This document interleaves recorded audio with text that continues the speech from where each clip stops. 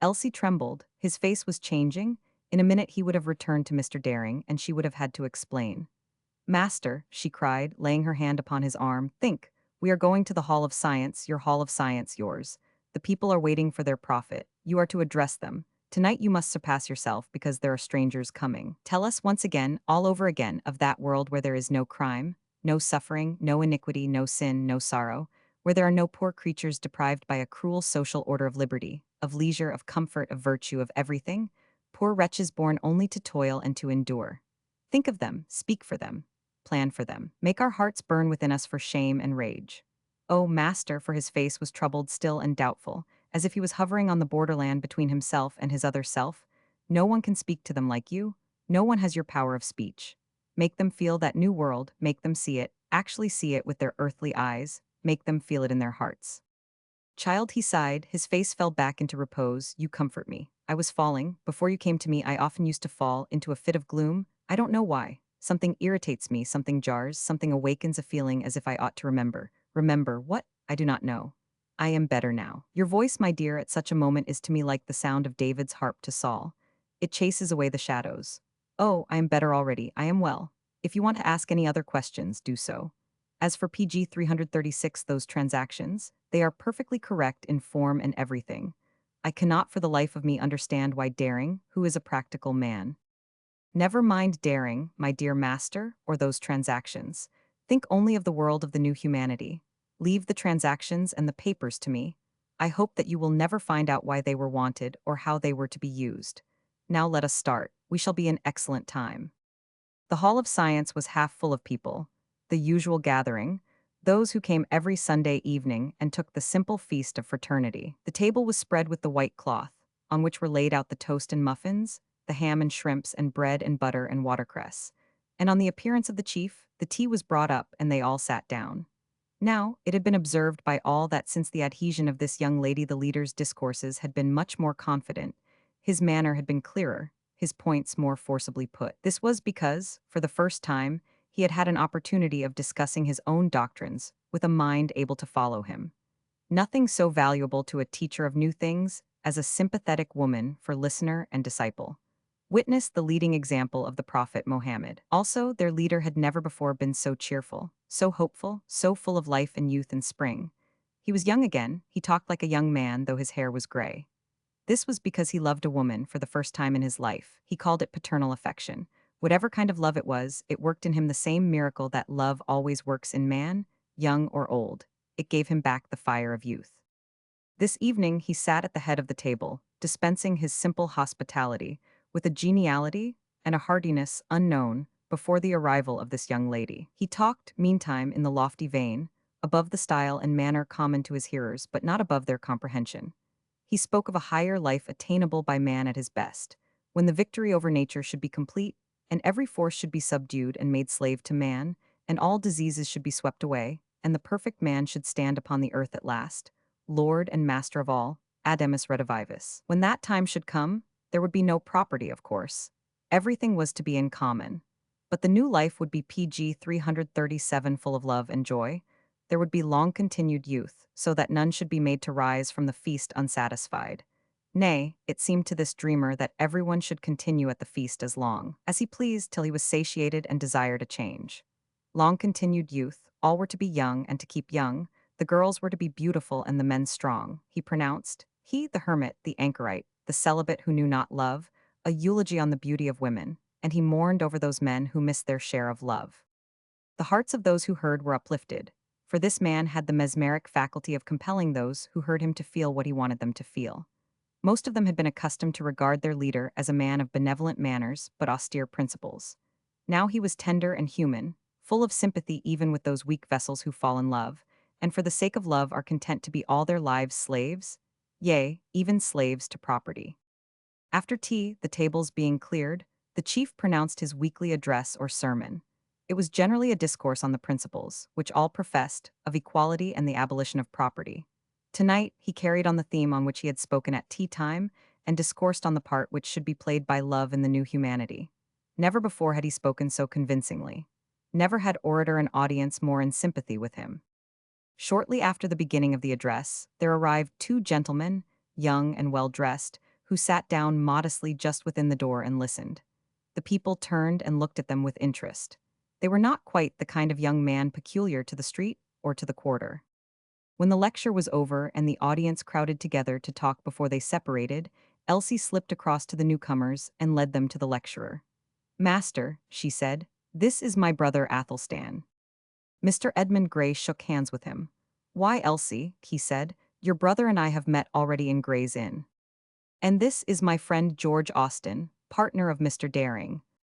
"Mr. Austen," said Mr. Edmund Gray, "I am glad to meet the man who is about to enter into the most sacred of all bonds with one whom I venture to love, sir, as much as you PG 338 yourself can do, though I love her as my daughter, and you love her as your bride. You will be the happiest of men. Take care, sir, that you deserve your happiness." "This day," said Elsie, "you have rendered us all such a service as can never be acknowledged, or repaid, or forgotten. Yet we hope and pray that somehow you will never understand how great it is." Chapter 34. Le Conseil de Famille. "Checkley," said Mr. Daring on Monday morning, "here is a note from Miss Elsie Arundel. She makes an appointment with me at 4 o'clock this afternoon. Keep me free for that hour. Her brother Athelstan is coming with her." "What's the matter, man?" "It's coming then, I knew it would come," Checkley groaned. "It's all over at last." "What is all over?" "Everything, but don't you believe it. Tell 'em it's a lie made up to screen themselves. They can't prove it. Nobody can prove it, I'll back you up. Only don't you believe it. Mind, it is a lie, a made-up lie." "I don't know what has been the matter with you for the last day or two, Checkley. What am I not to believe? What is a lie? Who is making up a lie which cannot be proved?" "Oh, I can't say the word, I can't. It's all over at last, at last." He ran out of the room and slammed the door behind him. "My dear mother," Hilda drove to Pembridge Square directly after breakfast. "I have had a most curious letter from Elsie." "What does it mean?" "She orders, she does not invite, she positively orders. Sir Samuel actually orders Sir Samuel and myself to attend at Mr. Daring's office at 4. We are ordered to assist, she says, at the demolition of the structure we have so carefully erected." "What structure? What does she mean?" "Here is the letter." "I too, dear, have had a letter from her. She says that at PG 339 4 o'clock this afternoon, all the wrongful and injurious suspicions will be cleared away, and that if I value the affection of my son and herself, the affection of herself, I must be present." "Hilda, what does this mean?" "I am very much troubled about the letter. On Saturday she came here and informed me that the wedding would be held on Wednesday just as if nothing had happened, and she foretold that we should all be present, and that Athelstan would give her away, Athelstan. It is a very disquieting letter, because, my dear, do you think we could all of us, could we possibly be wrong, have been wrong from the very beginning, in Athelstan's case? Could Sir Samuel be wrong in George's case? My dear mother, it is impossible. The case, unhappily, is too clear to admit of any doubt. Sir Samuel, with his long experience, could not be wrong." "Then, Hilda dear, what can Elsie mean?" "We have been talking about it all through breakfast. The only conclusion we can come to is that there is going to be a smothering up of the whole business. Mr. Daring, who has been terribly put out with the case, must have consented to smother up the matter. We think that the papers have been returned with the money received on dividends and coupons, and that Mr. Daring has agreed to take no further proceedings.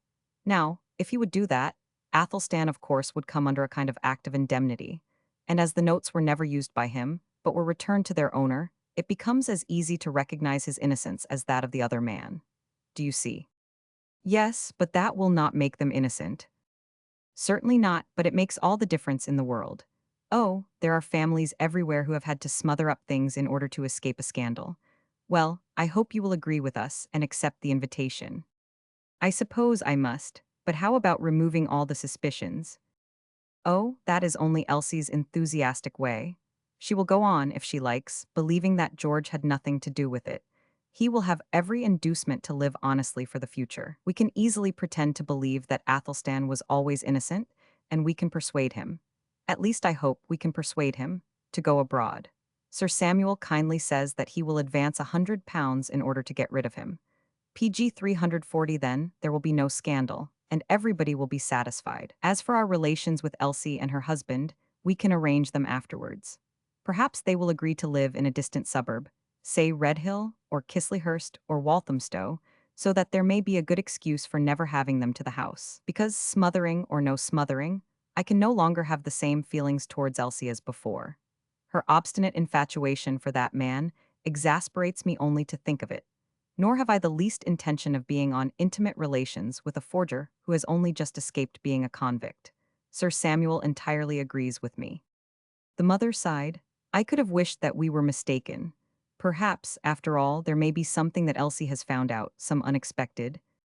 Say a miracle at once, my dear mother. It is just as likely to happen. The first to arrive at the office in the afternoon was Elsie herself, carrying a handbag. You were going to bring your brother, Elsie, said Mr. Daring. Where is he, and what is your important business with me? I suppose it is something about this wretched forgery, which really seems destined to finish me off. I have heard of nothing else, I think of nothing else, ever since it happened. First, has anything new been discovered? I hardly know, Mr. Daring replied wearily. They seem to have found the man Edmund Gray, but Checkley has suddenly cooled. Formerly, he clamored perpetually that we must lose no time in getting a warrant for his arrest. He now wants to put it off and put it off. He was going on very strangely this morning. My dear, I sometimes think that my old clerk is off his head. And you yourself, have you had any return of your forgetfulness? Worse, worse, every day worse. I now know when to look for a return of these fits. Every morning I ask myself what I did the day before.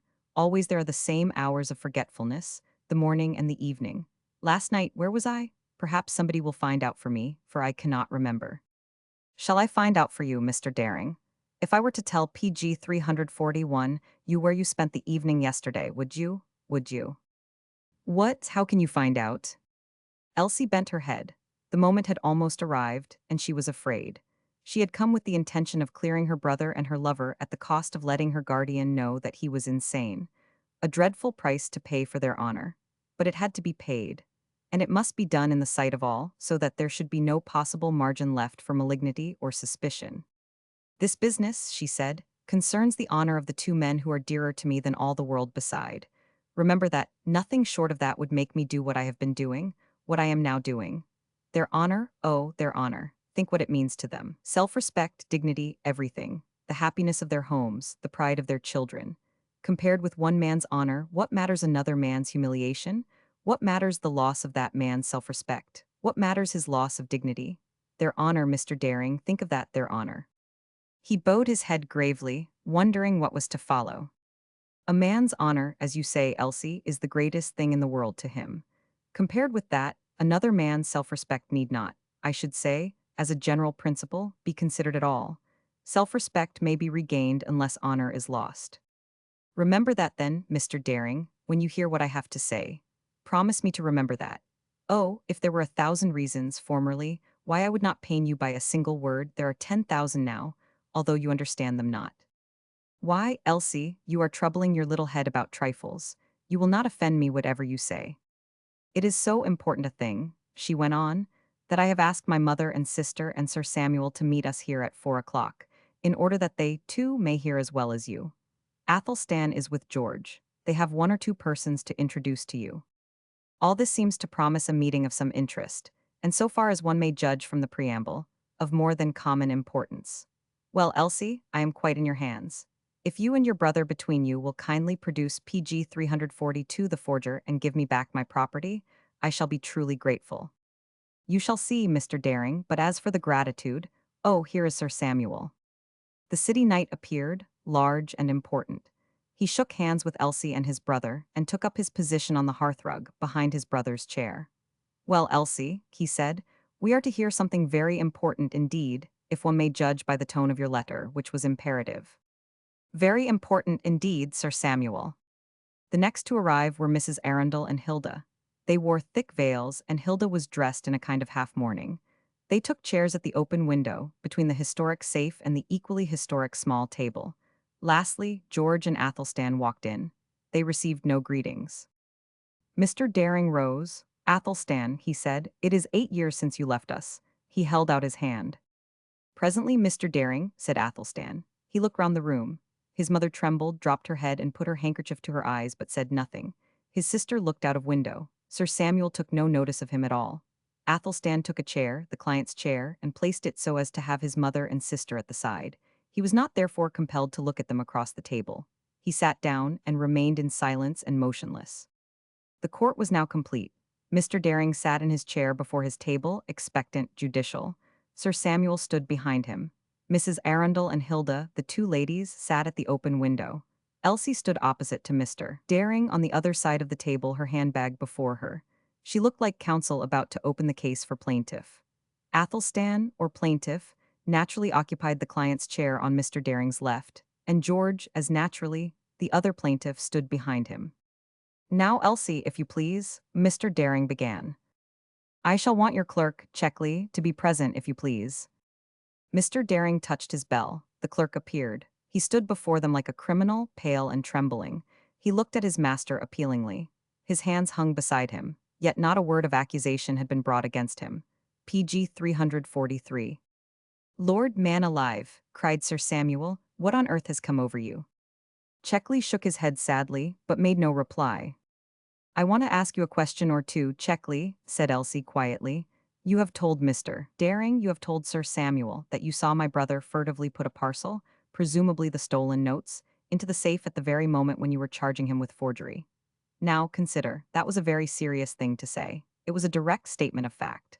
Before, the charge rested on suspicion alone, but this is fact. Consider carefully. You may have been mistaken. Any of us may make a mistake. It was true, gospel truth. I see him place a parcel, along sideways in the safe. The parcel we found afterwards in the safe containing all the notes. The words were confident, but the manner was halting.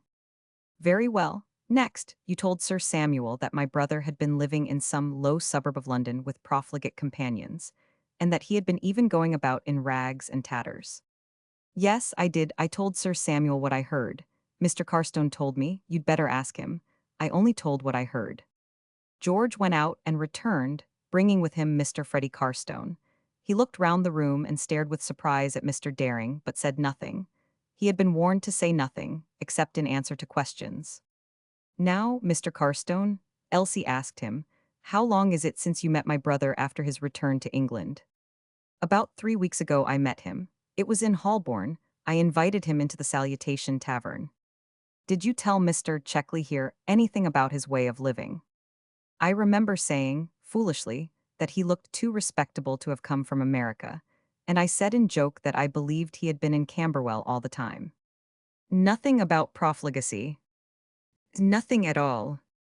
"Nothing about rags and tatters?" "Certainly not. In fact, I knew nothing at all about Athelstan's life during the 8 years that he has been away." "Have you anything to say, Checkley? You still stick to the parcel story, do you?" "Very well, and to the Camberwell and profligacy story." PG 344. Checkley made no answer. "Now then, there is another question. You made a great point about certain imitations of Mr. Daring's writing found in a drawer of Athelstan's table. Well, they were there, in your brother's hand. George, you have something to say on this point." "Only this, I was not long articled at that time. The table was taken from the room in which I sat, and placed here for some special work. Now, the imitations of Mr. Daring's handwriting were made by myself and another clerk in joke. I remember them perfectly. They were written at the back of a letter addressed to me. Mr. Daring went to the safe and produced the bundle containing all the papers in the case. He unrolled the bundle and placed the contents on the table. Everybody was now serious. Lady Daring looked out of the window no longer. Mrs. Arundel had drawn her chair to the table. Elsie picked out the paper containing the imitations. "Tell me," she said, "if you remember, mind everybody. This bundle of papers has never been shown to George. Tell me the name of your correspondent." "It was Leonard Henryson." She gave the paper to Mr. Daring. "You see," she said. The lawyer gave it to his brother, who passed it on to his wife, who gave it to her mother. Mrs. Arundel laid it on the table and raised her veil. "The next point," said Elsie, "is about Athelstan's whereabouts during the last 8 years. One letter was received by you, Mr. Daring, 4 years ago. You have already shown it to me. Will you let me read this letter aloud for all to hear?" It was in the bundle with the stopped notes. He bowed assent and she read it. £12,000, cried Sir Samuel, £12,000, all he had, good heavens. "All he had in the world," said Elsie. "And all for a child who refused to believe that her brother could be a villain. All he had in the world?" Her eyes filled with tears, but she dashed them aside and went on. "He was in the States 4 years ago. That, I suppose, will no longer be denied. The next question is, when did he return to this country?" PG 345. George left the room again and returned with a young gentleman. This gentleman, Elsie continued, comes from Messrs. Chenery and Sons, bankers of New York and London. He has brought a letter with him. Will you kindly let me see it, sir? It is, she explained, a letter of credit brought over by my brother from California. You see the date, June 20th of this year. Mr. Daring read it and gave it to his brother, who gave it to his wife, as before. It says that Mr. Athelstan Arundel, one of the staff of a certain Californian paper, will leave New York on June the 21st by the Shannon, and that he is authorized to draw on Messrs. Chenery and Sons for so much. Thank you. The young gentleman retired. Now, Mr. Daring, are you satisfied that Athelstan was in America 4 years ago, that he left America 2 months ago, and that he was then on the staff of a Californian paper? There seems no reason to doubt these facts. But, he put his forefinger on the check payable to the order of Edmund Gray. Are we any nearer to the forger of this check? I am coming to that presently. I am going to show you all so that there shall be no doubt whatever who is the forger, the one hand in the business. Wait a little. Strangely enough, every eye fell upon Checkley, who now trembled and shook with every sign of terror. Sit down, Checkley, said his master. Elsie, do we want this gentleman any longer? His name I have not the pleasure of knowing. Oh, come, said Mr. Carstone, who was nearest. You know my name, surely. George warned him with a look, and he subsided into silence. I think I shall want you, Mr. Carstone, Elsie replied, if you will kindly take a chair and wait. Now, Sir Samuel, I think I am right in saying that your belief in the guilt of George rested entirely on the supposed complicity of Athelstan. That gone, what becomes of your charge? Also, there is no doubt, I believe, that one hand, and one hand alone, has committed the whole long list of letters and forgeries. If PG 346, therefore, Athelstan could not execute the second business, how could he do the first? But I have more than arguments for you. Sir Samuel coughed, Mrs. Arundel sighed. As regards the charge against George, apart from his supposed intimacy with an imaginary criminal, the only suspicious thing is that he may have had access to the open safe. Well, Checkley also may have had access. Don't be afraid, Checkley. We are not going to charge you with the thing at all. You are not the forger. In fact, there was a third person who had access to the safe. She opened her handbag and took out a packet of papers. Then she sat down, with these in her hand, and leaning over the table, she looked straight and full into Mr. Daring's eyes, and began to talk slowly in a low and murmuring voice. And now, indeed, everybody understood that something very serious indeed was going to be said and done. At the last moment a way had occurred to Elsie.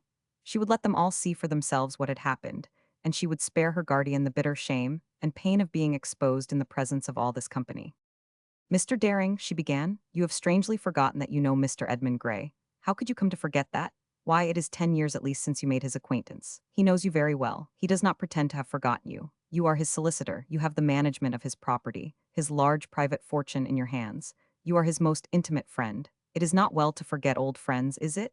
You must not say that you forget Edmund Gray. Mr. Daring changed color. His eyes expressed bewilderment. He made no reply. You know that Edmund Gray leaves this room every evening on his way to Gray's Inn. You remember that. And that he comes here every morning, but not till 11 or 12, 2 hours after the time that you yourself used to come. His head is always so full of his thoughts and his teaching that he forgets the time between 12 and 4, just as you forget the evening and the morning. You are both so much absorbed that you cannot remember each other. Mr. Daring sat upright, the tips of his fingers touching. He listened at first gravely, though anxiously. Presently a PG 347 remarkable change passed over his face. He became full of anxiety. He listened as if he was trying to remember, as if he was trying to understand. Edmund Gray, he said, speaking slowly. Yes, I remember my client Edmund Gray. I have a letter to write for him. What is it? Excuse me a moment, I must write that note for him. He took pen and paper and hastily wrote a note, which Elsie took from him, read, and gave to Sir Samuel. You want to tell the banker that Mr. Edmund Gray has returned you the transfers. Yes, thank you. I thought you could not forget that client of all others. He leaned back smiling, his expression no longer anxious but pleased and happy. The change transformed him. He was not Mr. Daring but another. Go on, child. The rooms of Gray's Inn are quiet all day long. It is a peaceful place for study, is it not? You sit there, your books before you, the world forgotten. Quite forgotten, said Mr. Daring. No, no, cried Checkley, springing to his feet. I won't have it done, I. Sit down, George pushed him back into his chair. Another word and you leave the room. It is a peaceful day, Elsie continued, that you pass, for the most part alone, you with your books. Sometimes you come here to call upon your old friend and solicitor, Mr. Daring. Sometimes, he replied. We are very old friends, though his views are narrow. Where is he? He looked about the room. You are all waiting to see him? He will be here directly. He is always here about this time. Yes, directly. You remember what I said to you on Sunday concerning certain transactions? I told you how important it was to have the exact truth about them. Certainly, I remember. I wrote an account of them for you. You did. Are these papers what you wrote? He looked at them for a moment. These are my papers, he said. They are what I wrote at your request. They contain a perfectly true account of what happened. Now, before I go on, you will not mind. These people PG 348 here do not know Mr. Edmund Gray. You will not mind my asking a few persons to testify that you are really Mr. Edmund Gray. My dear child, ask all the world if you wish, though I do not understand why my identity should be doubted. Not quite all the world. Mr. Carstone, will you tell us the name of this gentleman? He is Mr. Edmund Gray, my neighbor at number 22 South Square, Gray's Inn. Mr. Edmund Gray inclined his head and smiled. George went outside and returned, followed by a small company, who, in answer to Elsie, stepped forward one after the other and made answer. Said one, I am the landlord of the rooms at 22 South Square tenanted by Mr. Edmund Gray. He has held the rooms for 10 years. This gentleman is Mr. Edmund Gray, my tenant. Said another, I am a barrister, and the tenant of the rooms above those held by Mr. Edmund Gray. I have known him, more or less, for 10 years. This gentleman is Mr. Edmund Gray. Said a third, I am a commissionaire. I remember this gentleman very well, though it is 8 years since he employed me, and only for one job then. I went from an hotel in Arundel Street, Strand, to a bank with a cheque which I was to cash for him in £10 notes. He gave me half a sovereign. Quite so, said Mr. Edmund Gray. I remember you too. It was a cheque for £720, the particulars of which you have in my statement, Elsie. I well remember this one-armed commissionaire. And a fourth, I am the laundress who does for Mr. Edmund Gray. I have done for him for 10 years. This gentleman is Mr. Edmund Gray. And a fifth, I am a newsagent, and I have a shop at the entrance of Gray's Inn. This gentleman is Mr. Edmund Gray, of 22 South Square. I have known him in the inn for 10 years. To each in turn, Mr. Daring nodded with a kindly smile. Athelstan, said Elsie, will you tell us when and where you have met Mr. Edmund Gray? PG 349. I met him last week in Carstone's rooms on the same landing. He sat with us for an hour or more. It is quite true, said Mr. Daring. I have had the pleasure of meeting Mr. Arundel on that occasion. I also saw him, Athelstan continued, at a small lecture hall at Kentish Town on Sunday evening yesterday. To complete the evidence, said Elsie, I have myself spent many hours almost daily with Mr. Edmund Gray during the last fortnight or so. Is not that true, dear master? Quite true, my scholar. Brother, Sir Samuel touched his arm. I implore you, rouse yourself, shake off this fancy. Let him alone, Sir Samuel, said George, let him alone. We have not done with him yet. Yes, cried Mrs. Arundel, who had now left her seat and was leaning over the table, following what was said with breathless interest. Let us finish out this comedy or tragedy, as the case may be. Let no one interrupt. I have also met you, sir, Mr. Daring addressed Checkley, who only groaned and shook. It was outside a tavern. You took me in and offered me a drink. Checkley shook his head, either in sadness or in denial, but replied not, and at the thought of offering Mr. Daring a drink, everybody laughed, which was a relief. Dear master, Elsie went on in her soft voice, I am so glad that you remember all these things. It makes one's task so much easier. Why, your memory is as strong as ever, in spite of all your work. Now, I am going to read the 2 statements you wrote down yesterday afternoon. Then you may recall anything else you might like to add. Remember that as regards this first affair, the cheque for £720, my brother was charged, on suspicion only, with having forged it. Now listen. She read the brief statement which you have already seen concerning the business of the first cheque. That is your history of the affair. Quite so. Daring drew the cheque at my request. I cashed it. I found that I had no need of the notes and I returned them. That is very simple. It is all so simple that nobody ever guessed it before. Now we come to the transfers made in the spring of the present year. You wrote a second statement regarding them. I will read that as well. Please listen very carefully. PG 350. She read the other statement, which you have also seen already. She read it very slowly so that there should be no mistake possible. During the reading of these documents, Sir Samuel's face expressed every possible shade of surprise. Mrs. Arundel, leaning over the table, followed every line. Hilda wept, her head gracefully inclined over her pocket handkerchief, as if it was an urn. This is your account of the business. Certainly, there is nothing more to be added. It is a plain statement of the facts. I do not understand how they could be in any way doubted or misrepresented. Would you, Sir Samuel, like to ask Mr. Edmund Gray any question? I don't understand. He says that Mr. Daring wrote a letter for him. Elsie showed him the letter they had seen Mr. Daring write, which he was passing from one to the other. Where are the transfers? Sir Samuel went on. He says they were placed by himself in the safe. Mr. Edmund Gray rose and walked to the safe. He laid his hands upon a packet and took it out. These are the papers, he said. Sir Samuel opened the roll and looked them over. They seem all right, he said. This is very wonderful. Wonderful and sad, most lamentable, whispered Lady Daring. Wonderful indeed, Mrs. Arundel echoed. Most wonderful, most unexpected. A moment more, and I have done. Elsie again took up the tale. Here is a check to the order of Mr. Daring, signed by Mr. Edmund Gray, for the whole of the money lying in his name at the bank. You agree, master, that it is best for the future that all your affairs should be in the hands of your solicitor? I quite agree. Here is a letter to the manager of the bank, requesting him to pay over Edmund Gray's dividends to the account of Mr. Daring. And now, I think I have proved my case. Here in the safe were the £10 notes received by Mr. Edmund Gray, and placed there by him. Here were the transfers and certificates placed there by him. You have heard half a dozen people testify to the fact that you have Edmund Gray before PG 351U. His statement of the business has been read to you. It shows, what no other theory of the case could show, how the thing was really done. Lastly, it shows the absolute and complete innocence of my brother and of George. Have you anything more to say, Sir Samuel? Nothing, except that I was misled by a statement concerning a profligate life among low companions, without which no suspicion could have fallen upon either of you gentlemen. It was, he pointed to the unhappy Checlier vile and malignant falsehood. Do you hear, sir? Vile and malignant. It only remains for us all to make such reparation as we may. Nothing would suffice, I know, but such reparation as we can, by the expression of the shame and regret that we all feel. Athelstan, said his mother, what can I say? Oh, what can I say?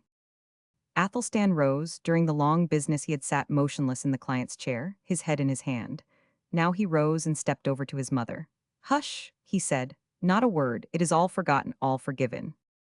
But Hilda sank upon her knees and caught his hands. George, said Sir Samuel, forgive me. The case looked black against you at one time. It did indeed, forgive me. He held out his hand. Then there was great handshaking, embracing, and many tears. As for Checkley, he crept out and vanished in the retreat of his own room. It is all over, he murmured, all over. I've lost £400 a year. That's gone. All over, all over. Mr. Edmund Gray looked on this happy scene of family reconciliation with benevolence and smiles. Family reconciliations must not be prolonged. You cannot sit over a family reconciliation as over a bottle of port. It must be quickly dispatched. Sir Samuel whispered to Hilda that they had better go. Come, said Lady Daring. We will all meet again this evening at Pembridge Square, and tomorrow evening, and on Wednesday afternoon. Elsie, you are a witch and a sorceress and a wise woman. You said that Athelstan should give you away, and he will. Brother, come with us, leave Elsie to George. Oh, how handsome you are looking, my poor ill-used brother. Try to forgive us if you can. PG 352. She turned to Mr. Edmund Gray. Sir, she said, we ought to be very grateful to you. Indeed, we are, for enabling us to clear away the odious cloud of suspicion which had rolled over our heads. It was very good of you to draw out those statements for my sister. But I do think that if Mr. Daring had told his old friends about you, about Mr. Edmund Gray, we should have been spared a great deal of trouble and unnecessary shame. Good day, sir. Sir Samuel lingered a moment. He looked as if he would appeal to Mr. Edmund Gray as to a brother. Don't speak to him, Elsie whispered. Let him alone. He will become himself again presently. Let him alone. So he went out, and the door was shut, and Edmund Gray was left alone with George and the scholar. My master, Elsie sat down beside him. I fear you have been interrupted. But indeed it was necessary, don't ask why. Things get into a muddle sometimes, don't they?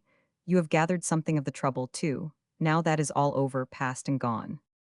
I am glad for your sake, child. Master, dear master, I have a confession to make.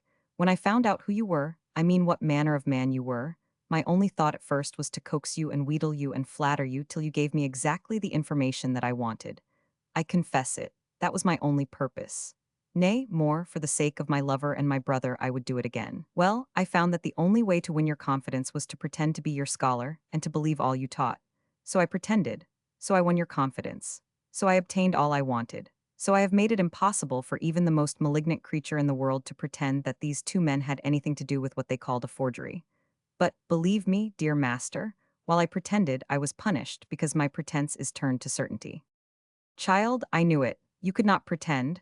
No woman could pretend so as to deceive me on a point so simple. Dear master, you do not know the possibilities of feminine craft, but I pretend no more. Oh, I care not how you make your attempt, whether you destroy property or not. Mr. Daring says that property is civilization, but I don't care. To me, it is enough to dream, to know, that there is PG 353 an earthly paradise possible, if only men will think so and will keep it before their eyes, though it be as far off as the Blue Hills. It is beautiful only to think of it. The soul is lifted up only to think that there is such a place. Keep the eyes of your people on this glorious place, dear master. Make it impossible for them to forget it or to let it go out of their sight. Then, half unconsciously, they will be running, dragging each other, forcing each other, exhorting each other to hurry along the dusty road which leads to that earthly paradise with its foursquare city of the jasper wall. Preach about it, master. Write about it. Make all men talk about it and think about it. She threw her arms round his neck and kissed him. Master, we shall be away for a month or two. Then we shall come back and I shall sit at your feet again. You shall come and stay with us. We will give you love and you shall give us hope.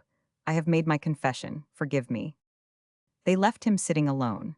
Presently he arose, put all the papers back in the safe, and walked slowly away to Gray's Inn. Next morning, when he opened his letters, he found one marked private. It was from Sir Samuel. Dear Edward, it said, we are all very glad to tell you that the business of the shares and certificates is now completely cleared up. Checkley is not in any way concerned in it, nor is George Austen. And I am happy to say there is a complete solution of the former mystery, which entirely clears Hilda's brother. Under these circumstances, we are agreed that it is best for you not to trouble yourself about any further investigations. You will find in the safe the transfers, a check to yourself of all the money received by Edmund Gray, and an order in the bank concerning the dividends. You have been the victim of a very remarkable hallucination. I need not explain further. Mr. Edmund Gray, however, is undoubtedly insane. I hear, and have myself observed, that you have been greatly disturbed and distressed by these mysterious events. Now that they are settled finally, I may say that only a happy chance set us on the right track. We all hope that you will be satisfied with our assurance, and that you will not trouble yourself any more in the matter. Your affectionate brother, Samuel Daring. PG 354. Mr. Daring, after reading this letter, got up and looked in the safe, where he found the papers referred to. He rang the bell. Checkley, who has been at my safe? Nobody but you. Don't tell lies. Who put those papers in the safe? They must have been put there yesterday. You were in the room. Yesterday? What happened yesterday? Checkley was silent. Who was here yesterday? Go on, Checkley, don't be afraid. Sir Samuel was here, and Lady Daring, and Mrs. Arundel, and Miss Elsie, and your partner, and Mr. Athelstan. 2 or 3 more came in and went away. That will do. You need tell me no more. I don't want to know the particulars. Checkley, my day's work is done. I have thought so for some time past. Now I am certain I shall retire. No, no, cried Checkley, the tears running down his face. Not to retire, after all these years, not to retire. I know now the meaning of my fits of forgetfulness. I have feared and suspected it for a long time. While I am lost to myself, I am going about the world, doing I know not what. And I will not ask. I may be this Edmund Gray who preaches socialism and gives me his precious tracts. I may be someone else. I say, Checkley, that I know now what has happened to me. Deny it if you can, I say. Checkley did not offer any denial. He hung his head. This is the meaning of Elsie's strange hints and queer protestations. Half my time I am a madman, a madman. Checkley, ask Mr. Austen to come to me at once. My day is done. He closed his open blotting pad and placed the unopened letters beside it. Then he rose and pushed back his chair, the chair in which he had sat for 50 years and more. My day is done, my day is done. PG 355. Chapter 35. The last. Mr. Daring left his office, went back to Gray's Inn, and sat down again before the Ivory Gate. Those who have once sat for an hour or two in this place return to it again and never leave it. It is, to begin with, the most beautiful gate ever erected. The brain and wit and fancy of man could never conceive such a gate, could never execute such a conception. It is all of pure ivory, carved with flowers such as never grew, curving and flowing lines leading nowhere.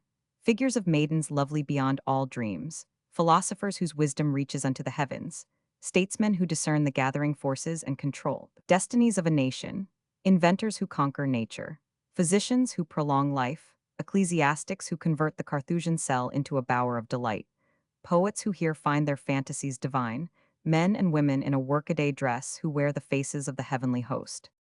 All the dreamers lie here, not asleep, but dreaming. Their eyes are open, but they do not see each other, they see these dreams. Those of the young who are also generous come here and dream until they grow older and are chained to their work and can dream no more. Men of all conditions come here, even the little shop boy, even the maiden who cleans the knives and polishes the boots, all are here. The young prince is here. The little charity boy is here. The lad whose loftiest ambition is that he may one day stand in the pulpit of the little Baptist village chapel is here. Here is the undergraduate who was captain of Eton and will be senior classic and member of parliament and minister, even prime minister, and will belong to history. The poet is here, and the painter, and sometimes hither comes the novelist, and, but more rarely, the dramatist. Hither comes the musician to lift up his soul with thoughts that only music can give, and the singer so that he sings more than is apparent from the words, and the actor so that he puts things into the play PG 356 never dreamed by him who wrote it. Great is the power, great the gifts of this noble gate of ivory. Sitting before that gate, such a dreamer as Edmund Gray receives strange visions. He sees clearly and near at hand the things which might be, yet are not, and never can be until man lays down his garb of selfishness and puts on the white robes of charity. To that dreamer the kingdom of heaven, which seems to some so far off and to others impossible, so that they deride the name of it, is actually close at hand, with us easy to enter if we only choose. He exhorts his fellows to enter with him, and they would follow, but they cannot because they are held back by custom and necessity.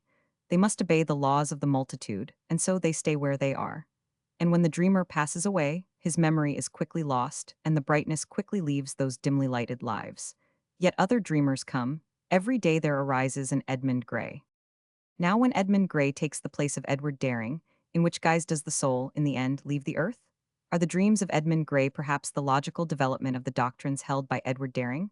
Is the present stage of individual property, where every man works for himself and his household, one through which the world must pass before it can reach the higher level of working each for all? First men and women hunt, separate. They live apart in hollow trees and caves. Then they live together, and the man hunts for his wife and children. Next, they live in communities which grow into towns and tribes and nations. Then men rely upon the protection of the law and work for themselves again. That is our present stage. It has lasted long, very long. Perhaps it will break up someday, perhaps sooner than we think. Who knows? All things are possible, even the crash and wreck of a civilization which has taken thousands of years to build up. And upon it may come, one knows not, that other stage which now belongs to the dreamer before the Ivory Gate. The wedding was held then, as Elsie said it should be, shorn of none of its splendors, and relieved of the cloud which had hung over them so long and threatened them so gloomily. Athelstan the exile, Athelstan the ne'er-do-well, Athelstan the profligate, Athelstan the resident of PG 357 Camberwell, Athelstan the smirched and soiled, stood beside the altar, tall and gallant, and gave away the bride for all the world to see, nobody in the least ashamed of him. There was not any breath of scandal left. Here he was, returned from his travels, a tall and proper man, dressed in broadcloth, perhaps with money in purse, prosperous and successful in the sight of all. His mother gazed upon him when she should have been looking at the bride or into her prayer book. Her eyes were red, but then a mother is allowed a tear or two when her daughter leaves the nest. And as to those who had whispered words about family jars, quarrels and estrangements, or had spoken against the fair fame of the groom, they were now as mute as mice. All the richer members of the house of Arundel, the city Arundels, were present. One of them, chief partner in a leading firm of accountants, afterwards computed, for the greater increase of the family glory, how many hundreds of thousands of pounds were gathered together at one moment beneath that sacred roof. He counted the members, and made that little addition, during the performance of the ceremony. Those of the Austins who were not disgracefully poor, there are some branches of the family, I believe, pretty low down, were also present, and the company went to Pembridge Square after the service, gazed admiringly at the wedding presents, and drank the health of the bride and bridegroom, and gathered with cousinly curiosity round the returned prodigal. But they knew nothing, mind you, of his connection with Camberwell, and nothing about his supposed complicity in the Edmund Grey business. There had been, happily, no scandal. Among the company in the church was Mr. Daring. He stood tall and erect, his coat buttoned, his face keen and hard, the family lawyer stamped by nature and long custom. Presently, when the service was about halfway through, a change came over him. His face relaxed, the lines curved just a little laterally, the austerity vanished, his eyes brightened. He took off his gloves furtively and opened his coat. He was Edmund Grey. In that capacity he afterwards drank to the bride and wished her happiness. And he walked all the way from Pembridge Square to South Square, Gray's Inn. I see in the future an old man growing feeble. He leans PG 358 upon the arm of a girl whom he calls his scholar, his disciple, and his child. His face is serene, he is perfectly happy. The advent of that kingdom whose glories he preaches is very nigh at hand. He lives in the house of his disciple. He has forgotten the very existence of his lawyer. He goes no more to Lincoln's Inn. Always he is lying, night and day, before that miracle of carven work in ivory. There he watches, it is his vision. The long procession of those who work and sing at their work and are happy, work they ever so hard, because they work each for all and all for each. And there is no more sorrow or crying and no more pain. What hath the gate of horn, through which is allowed nothing but what is true, bitterly true, absolutely true, nakedly, coldly, shiveringly true to show in comparison with this? A crowd trampling upon each other, men who enslave and rob each other, men and women and children lying in misery, men and women and children starving. Let us fly, my brothers, let us swiftly fly, let us hasten to the gate of ivory. Opinions of the press. 1. The Ivory Gate, by Walter Besant. The novel shows us throughout that Mr. Besant is one of those fortunates who find fresh material. Mr. Besant is a popular novelist, but he shows here an artist's appreciation of whimsical contrast and an artist's skill in the delineation of character. We are inclined to think The Ivory Gate worthy of the past reputation of Mr. Besant and indicative of future development. Speaker. It would be impossible to discuss at length the many and great merits of The Ivory Gate without telling the story, and it is certainly a story to be read, not to be told. Our interest in the story never flags for a moment. Neither in The Golden Butterfly, nor The Chaplain of the Fleet, are there any characters to equal the city knight, Sir Samuel Daring, and his wife Hilda, or the old clerk Checkley. Saturday Review. The writing in The Ivory Gate has that nameless charm which belongs to everything that comes from Mr. Besant's pen. National Review. The complications arising from the situation are cleverly worked out, with all the love of detail and the dramatic skill which always distinguishes Mr. Besant's workmanship. Times. The subject of the novel is a strong one, and it might have been made most powerful. But the dreams that come to Mr. Daring through the Ivory Gate are such happy ones, and he himself is so much more lovable dreaming than awake, that the pathos of the situation does not weigh too heavily upon the reader. Guardian. A story told in the author's happiest manner, the spirit which pervades the story is akin to that which pervades all sorts and conditions of men. There is a good deal of the feeling of Dickens in this pleasantly interesting story. Sporting Life. The story is interesting, imaginative, abounding in matter for thought, and is in Mr. Besant's happiest style. Daily News. Mr. Besant's story is a solid boon, a fantasy in which he half escapes from the commonplace veracities of existence, and yet keeps his readers' feet on the London flagstones throughout. Athenum. A delightful work, a charming tale full of life and interest. As a story it is in all respects excellent. It is worked out with skill and power. There are many very fine passages. The Ivory Gate is charming in its originality, and in the simplicity and force with which the plot is developed. Scotsman. There is a good deal that is pleasant in The Ivory Gate. Both hero and heroine are admirable. Daily Chronicle. Mr. Besant has hit on rather a felicitous subject, which is very well wrought out. We venture to predict that hours spent over The Ivory Gate will be pleasant. Scottish Leader. Mr. Besant illustrates a very curious phase of madness. He preaches a highly poetical kind of socialism, and he gives us a clear and attractive picture of ordinary English life. The story is full of interesting characters. Glasgow Herald. The story is cleverly planned and thoroughly readable from beginning to end. Leeds Mercury. The Ivory Gate is a novel of considerable interest, and it is a story that is told in Mr. Besant's best style. Pall Mall Gazette. The story is cleverly told and effective. Morning Post.